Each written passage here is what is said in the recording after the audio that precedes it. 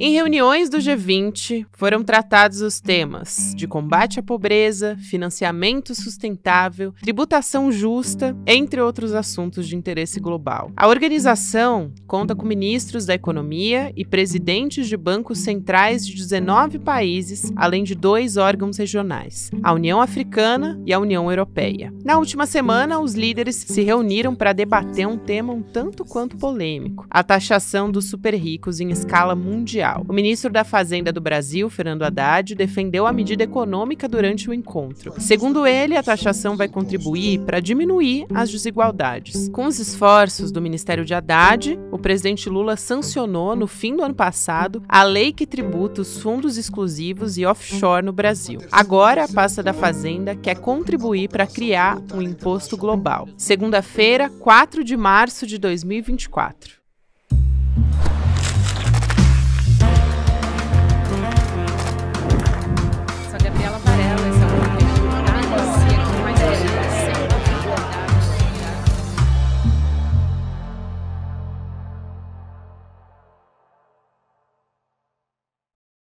Olá, seja muito bem-vindo, seja muito bem-vinda. Eu sou a Gabriela Varelli, esse é o Videocast em Detalhes. E aqui, sempre com um convidado, uma convidada, a gente analisa uma temática, uma notícia importante do momento.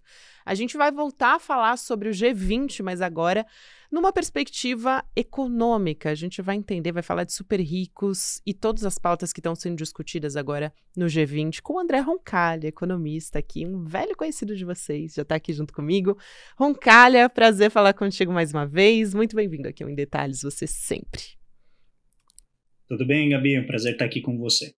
Tudo jóia. Eu queria começar contigo falando sobre essa taxação global que está sendo falada, né? Essa discussão do G20 para os super ricos, que foi principalmente na dia 29 de fevereiro, né? Uma quinta-feira, foi quando o ministro Fernando Haddad falou, né?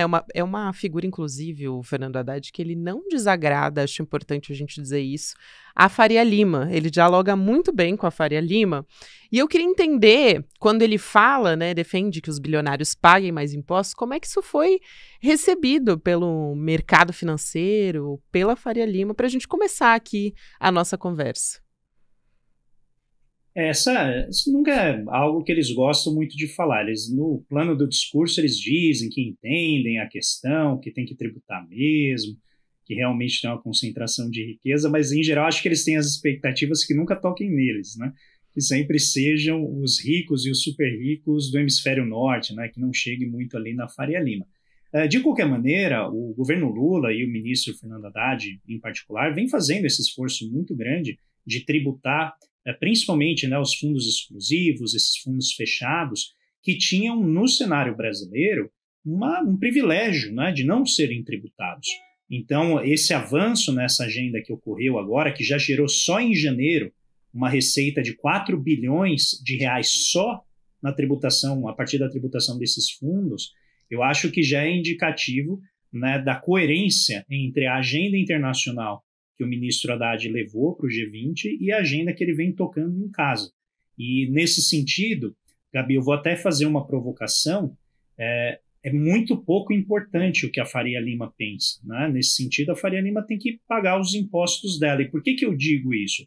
Porque não se trata, aqui nesse caso, da tributação das empresas, mas sim da tributação das pessoas físicas, que, né, tinham uma série de benefícios que não se justificavam. E eu estou comparando com outros ativos financeiros. Então, é o que a gente chama de isonomia. Tem que tributar todo mundo igual. E havia ali algumas brechas, né, que permitiam não pagar imposto. A Haddad agora está levando, né, essa agenda, essa discussão para o plano internacional, tentando gerar avanços. Muito bom. Eu quero te perguntar sobre como que foi esse discurso do Haddad, porque ele basicamente defendeu que os bilionários paguem mais impostos, mas o que mais foi pauta, como que tem sido, inclusive, na prática, eu quero perguntar, a ofensiva do Ministério da Fazenda nesse sentido, porque a gente está falando aqui de um investimento em medidas para taxar os super ricos que, de fato, tenham um impacto nas contas públicas, né? Então, em 2023, a gente falou sobre taxação de fundos exclusivos e offshores e tudo mais. Então, Qual que é a ideia agora e como isso de fato está sendo implementado pelo nosso Ministério da Fazenda aqui no Brasil, antes de passar para a parte global, né, em como os países do G20 estão discutindo isso? Então, aqui no Brasil, primeiro tem sido essa agenda da tributação dos fundos fechados, a busca de redução das desonerações tributárias de vários setores que acabam, né, tendo esses benefícios renovados sem muita análise. Tem a questão das subvenções fiscais, e aqui, para não ficar muito técnico, essencialmente, as empresas elas vão no Supremo Tribunal Federal exigir um estorno de um imposto que, na verdade, quem pagou foram os contribuintes, né? E com isso elas buscam pagar menos impostos sobre imposto de renda e tal. Então essa também é uma forma de você captar recursos lá no topo, né? Que são nas grandes corporações brasileiras. Além disso, no varejo há empresas gigantescas, né, como o Grupo Soma, que ficou muito conhecido, que é dono de várias marcas de roupa, né, grifes e tal, que chega a ter 50% do lucro dele sendo dado por essas subvenções fiscais, ou seja, desoneração tributária. Ou seja, a lógica da empresa deixou de ser vender roupa, de oferecer marca, e passou a ser gerir crédito tributário, né? Algo que tem que ser eliminado. Aí existe a segunda fase da reforma tributária, que aí vai mexer na tributação de renda e patrimônio. Tá? Então essa é uma parte fundamental, porque no Brasil a gente tributa muito a empresa, tributa muito a folha de pagamento, daí essa briga que a gente está vendo, né, entre os 17 setores que querem essa desoneração, que na verdade nem seria o nome correto, seria desoneração, né? É um deslocamento, uma mudança de base tributária. Mas de qualquer maneira eles pagam menos impostos, né, esses 17 setores. E a gente tem que migrar para um regime em que a gente tribute menos as empresas, para que sobre mais dinheiro em caixa para elas investirem, tributar menos a folha de pagamento para que seja mais fácil e mais barato empregar os trabalhadores em bons empregos, de qualidade, com remuneração, né, de qualidade, condições de trabalho adequadas, e a gente desloca para a tributação mais intensiva na renda pessoal. E aqui que entra, né, a reforma do imposto de renda para tentar avançar, por exemplo, em mais faixas de tributação. O Brasil tributa até 27,5%, que é a última faixa, né, da renda dos mais ricos, comparando com outros países, né, da OCDE, que são os países mais ricos, em que você tem tributação de até 60%, 70% nessa faixa mais elevada. Uma das propostas do Partido Democrata, ali com figuras como Bernie Sanders, né, Alexandria Ocasio-Cortez, antes da eleição do Joe Biden, era levar a 90% a tributação, né, da última faixa lá nos Estados Unidos. Então, comparativamente, a gente tributa muito pouco, tá, Gabi? Então, a ideia é avançar nessa frente, porque hoje, eu vou dar um dado aqui que é muito chocante, mas o 0,1% mais rico da sociedade, a gente está falando aí algo em torno de 200 mil pessoas, tá? As mais ricas, elas pagam 1,76% de alíquota efetiva sobre a sua renda. É isso mesmo, 1,76%, porque quase a totalidade da renda delas é uma renda que não é nada tributada, é totalmente isenta, não paga imposto, passa assim, ó, do lado da Receita Federal, dá tchauzinho para os fiscais da Receita Federal e vai tranquila, né? Eu gosto de brincar que é como a fila do nada declarar quando você chega no aeroporto, né? Rindo de nervoso, então, vai lá, né? Automóvel, né? Casa, mansão, e ele vai assim, ó, para o fiscal, ó, nada a declarar porque esse patrimônio, essa renda aqui, ela não é tributável, tá? Então, é preciso avançar numa redefinição de como a gente tributa os ricos, para tributar patrimônio melhor, para tributar melhor a fortuna, que são, né, eu vou tomar aqui como média, tá? Valores maiores de 20 milhões de reais em termos de fortuna, as heranças e doações, que, segundo os estudos internacionais, mostram que chegam a representar 60% da riqueza dos mais ricos. Ou seja, é transmissão, não é riqueza que ele construiu. E esse patrimônio ele precisa, então, voltar a circular na sociedade para gerar mais produção, mais emprego e não ficar lá apenas rendendo, né, no mercado financeiro, né, de maneira financiarizada, sem gerar nada de positivo para a sociedade. É isso que você fala é fundamental, porque quando a gente está falando A gente está falando aqui do G20, a gente vai falar de medidas globais, mas as pessoas muitas vezes têm uma dificuldade de entender como é que isso vai influenciar de fato na vida delas, né? Porque essas decisões, elas são muitas vezes sentidas a médio ou a longo prazo. E aí eu acho que a gente pode entrar nessa questão, porque a gente está falando também, o que está sendo discutido. Acho que você pode aqui ressaltar os pontos principais que estão sendo colocados nessa reunião do G20, que o Haddad e outros ministros da economia do mundo todo estão participando, mas como é que essa tributação conjunta global que está sendo discutida poderia funcionar? Como que se forma um consenso, né? Principalmente quando a gente fala, por exemplo, entre países europeus, enfim, uma alíquota em consenso é bastante difícil, né, de se chegar nisso, nesse denominador comum, vamos dizer assim. Então, esse é um debate que ele já vem acontecendo, já tem pelo menos aí 5 anos ou mais, tá? Mas é pelo menos 5 anos. Então, existe um processo que começou já nos anos 2000, de tentar aumentar o grau de abertura ou quebra de sigilo bancário dos paraísos fiscais. Ou seja, principalmente a Suíça era um país que oferecia esse benefício aos muito ricos, que era o sigilo bancário. Tá? Então elas ofereciam, olha, aqui ninguém vai saber o que acontece. A gente viu vários casos, né, até aqui no Brasil, de políticos que eram denunciados e investigados por corrupção que guardavam dinheiro na Suíça. Conforme aumentou a pressão de vários países, particularmente da Europa, que perdia bilhões, centenas de bilhões de euros na forma de evasão fiscal, que não ia para os governos, acabava indo para esses paraísos fiscais, a Suíça ela começou a compartilhar essas informações a partir de 2015.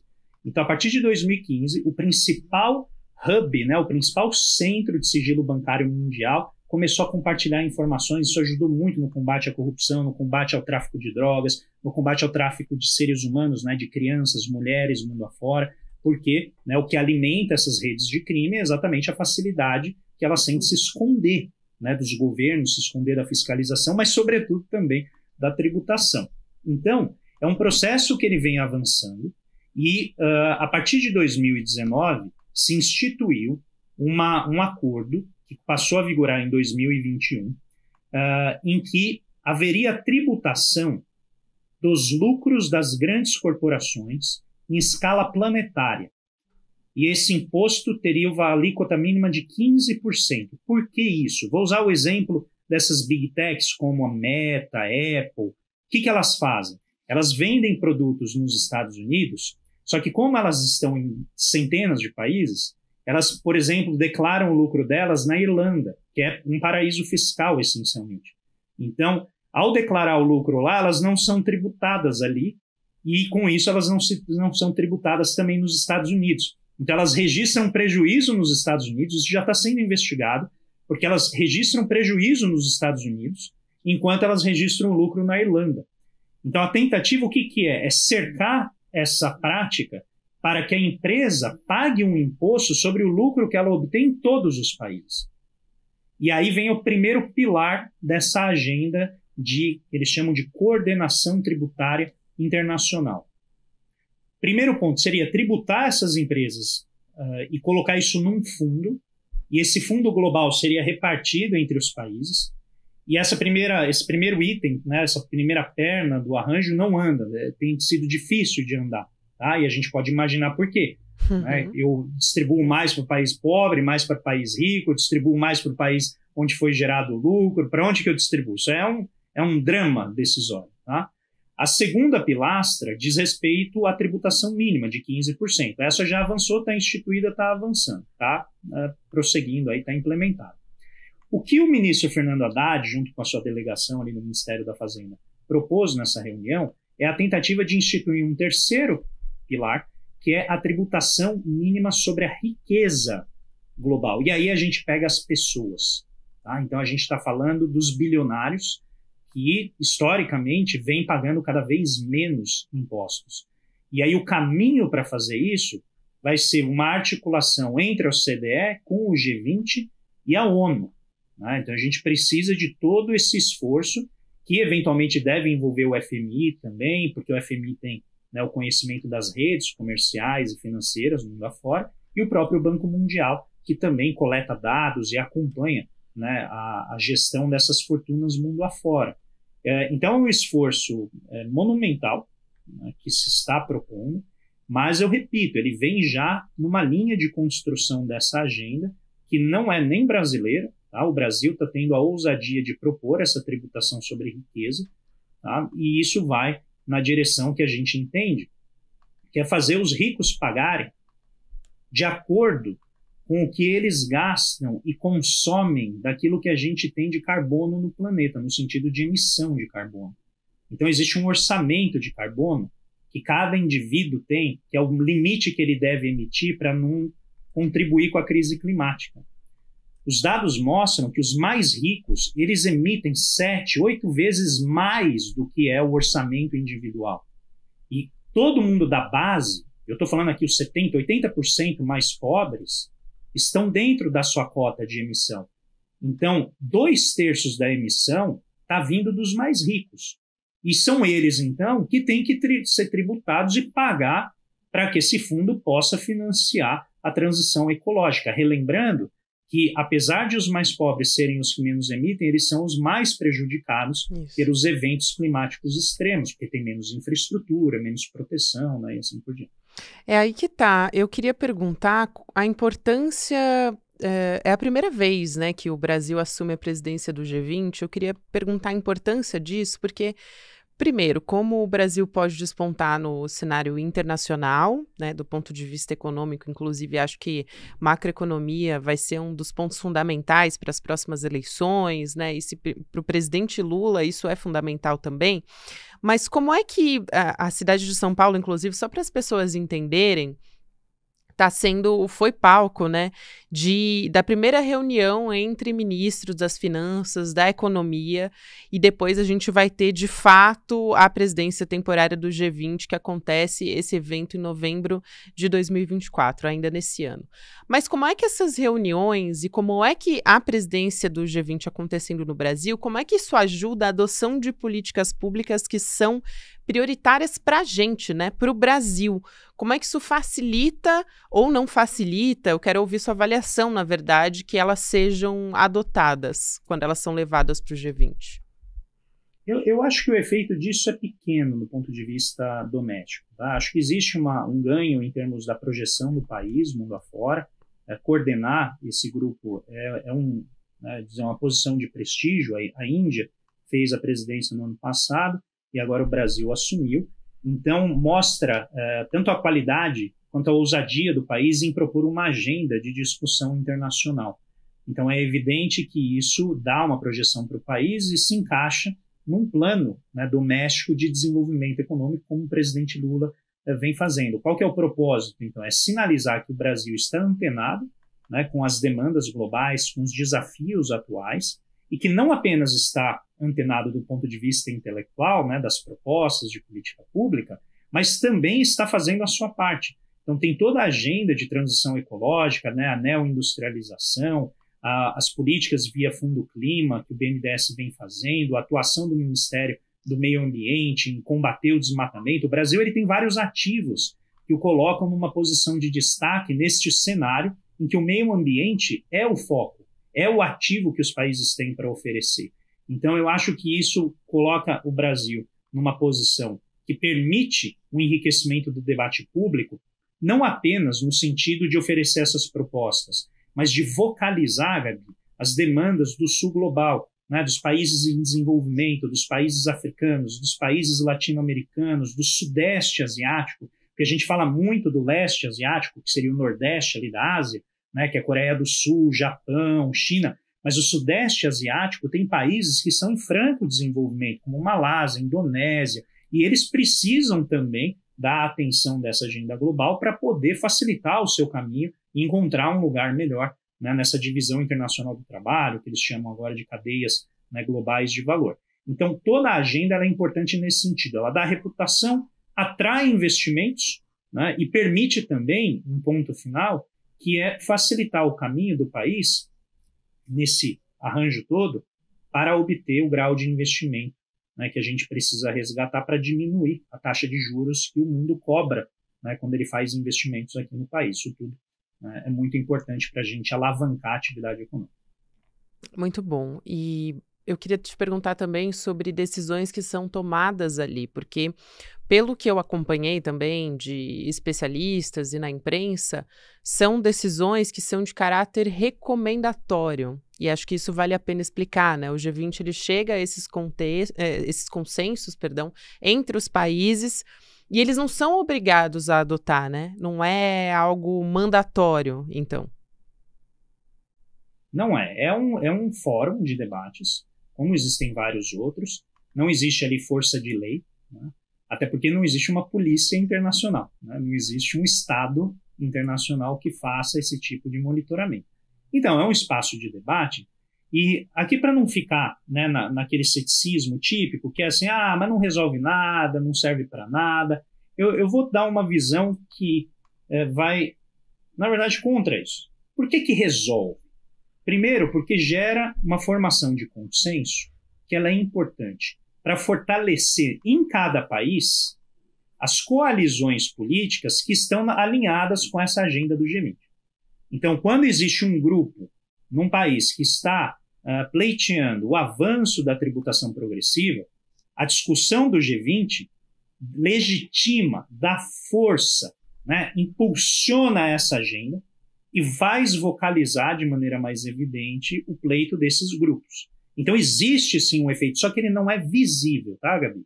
Então aqui nas ciências sociais a gente tem que tomar cuidado com as coisas que são espalhafatosas, que chamam atenção, em que você vê a coisa acontecendo, e a maioria das coisas em sociedade que ocorre de maneira mais sutil, mais suave, você vê isso ao longo do tempo. Tá? Então eu acho que tem um efeito, que é gerar esse consenso, e no frigir dos ovos, quando essa agenda avançar, há uma concorrência entre os países que vai se manifestar em melhorias de índices de desenvolvimento. Então imagina a Bolívia, Brasil avançando no seu índice de desenvolvimento e a Noruega não conseguindo avançar mais. Não sei também muito mais para onde a Noruega pode avançar nesse sentido, mas imagina que ela começa a ficar para trás quando a gente considera elementos de meio ambiente. Então essa concorrência ela gera, porque parece que não, que nações não têm vaidade, mas as nações têm sim, né, uma busca por legitimação, por prestígio internacional em aspectos.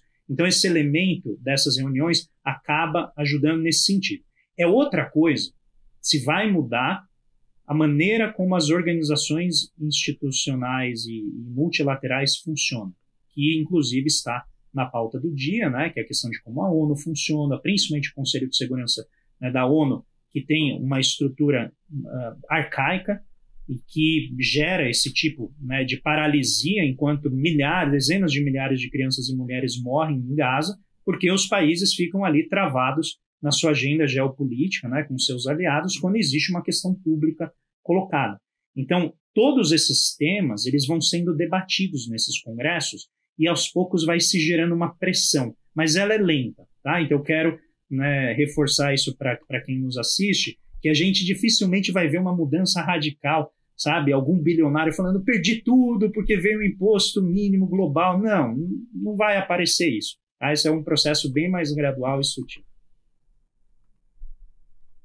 Mas é interessante você falar isso sobre como é fundamental que algumas pautas sejam colocadas ali em discussão, né? Por exemplo, eu acho que se a gente falar, existe um entendimento maior, queria saber o que você acha disso, mas acho que pode existir um consenso, um entendimento maior, né, Roncalha, entre os países, quando a gente fala de combate à pobreza, políticas públicas para isso, do que, por exemplo, imposto global para bilionário, né? Eu imagino que é muito mais fácil, claro, e ninguém vai dizer, não, eu sou contra, né, combater a pobreza. Ninguém vai se colocar dessa forma.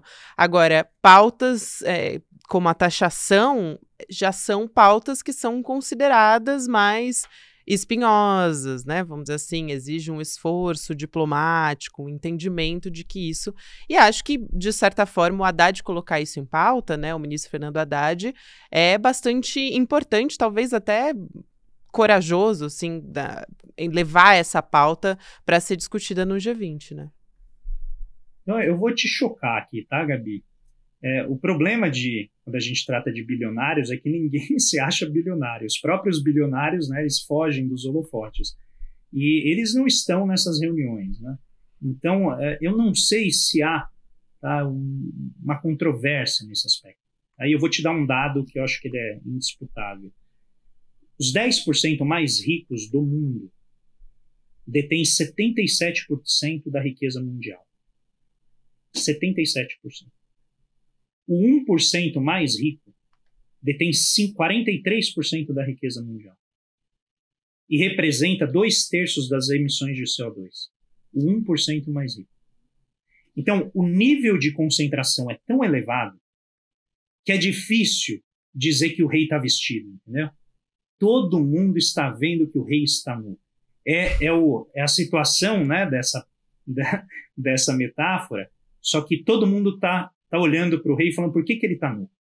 Todo mundo está vendo. Então eu acho que não existe muita controvérsia. Eu não acho que é pisar em ovos tributar bilionários mais.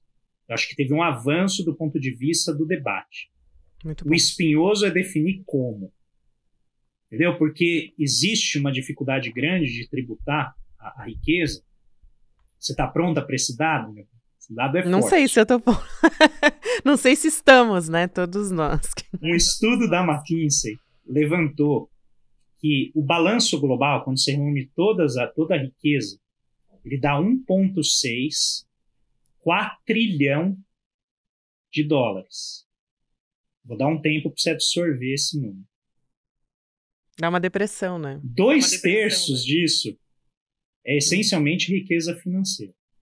1/3 disso, mais ou menos, é o que a gente chama de riqueza real, que é imóvel, né, instalação e tal. Entre 2000 e 2020, essa riqueza cresceu 160 trilhões de reais apenas em papéis, por uma valorização dos ativos financeiros. E o 1% toma quase 90% dessa riqueza adicional que foi colocada. Então, quando a gente está falando de concentração de riqueza, é algo indisputável. E está chegando num ponto em que os dados deixam tão claro o desnível entre a apropriação de riqueza e os danos causados ao meio ambiente, que os bilionários fogem dessas reuniões, porque é muito difícil combater, né, ou redarguir esses dados. E aí vem um ponto que eu, né, resumo em riqueza concentrada e nação concertada. Os ricos vão tentar bloquear o avanço dessa agenda, porque para eles não é interessante. E é por isso que é necessário, né, que os estados nacionais atuem nesses fóruns, porque os ricos já criaram uma superestrutura, é uma estrutura internacional de proteção da riqueza, que gera brechas tributárias, eles vão fugindo dos tributos. Então, durante muito tempo, essa desculpa, né, liberal de jardim de infância foi que não fazia sentido tributar os ricos porque ele fugia do país. Agora não tem mais isso. Com esse esforço coordenado, se esse terceiro pilar for implementado de tributar a riqueza global, então vai ficar mais difícil para os ricos fugirem. E se eles fugirem, eles vão ser taxados neste plano internacional. Então, eu acho que não tem muito debate, né, em que se deve fazer. A questão é como fazer para não gerar injustiça. Eu sei que pode parecer estranho falar nisso quando o tema é bilionário, mas tem pessoas, por exemplo, que recebem, às vezes, fortunas de doação ou herança, e, às vezes, fazer o pagamento desses impostos não é algo trivial, porque pode ser riqueza imobilizada, a pessoa não tem ali o dinheiro para pagar um imposto. Você tem uma série de questões que precisam ser tratadas do ponto de vista técnico para que esse imposto não cause injustiças com pessoas, por exemplo, que receberam uma herança, mas, né, não conseguem operacionalizar o tributo. Então não é uma agenda simples, mas eu acho que o fato dela ser o centro da questão é um grande avanço em termos do debate público internacional. Que fundamental essa discussão, André Roncalha. Muito obrigada por mais essa aula de hoje. Um beijo para você, querido. Daqui 15 dias a gente se fala de novo aqui. Obrigadão, Gabi. Um beijão para você e para todos e todas que nos acompanham. Até mais. Gente, eu quero falar de algo fundamental aqui, porque a gente está começando o mês de março, estamos no início de março e a gente vai ter o Dia Internacional da Mulher no dia 8, né? Então, é o mês, vamos dizer assim, que a gente costuma discutir e a gente precisa aprender também. Aqui no ICL, a gente sempre vai muito pelo caminho da educação e vai ser mais uma oportunidade para a gente entender qual que é essa realidade que afeta milhões de mulheres no Brasil, que é a violência doméstica. Então, uma pauta muito importante.